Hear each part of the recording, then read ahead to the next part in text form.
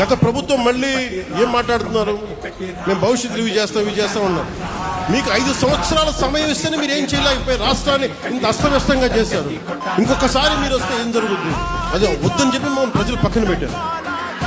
ఈ రోజుకి వాళ్ళు తీర్థాన్ని మార్చుకోవట్లేదు. చాలా తక్కువ సార్లు గత ప్రభుత్వం గురించి మాట్లాడతారు. వాళ్ళు ఈ రోజుకి వాళ్ళ బూతులు మారట్లేదు, వాళ్ళ బుద్ధులు మారట్లేదు. ఇంకా మీరు సామాజిక మాధ్యమాల్లో తిడుతానే ఉన్నారు.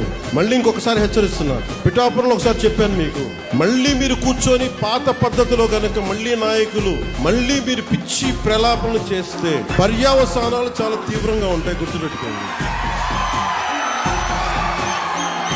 మీరు పవన్ కళ్యాణ్ మంచితనం చూశారు, పవన్ కళ్యాణ్ సహనం చూశారు, పవన్ కళ్యాణ్ గట్టితనం మీరు చూడలేదు.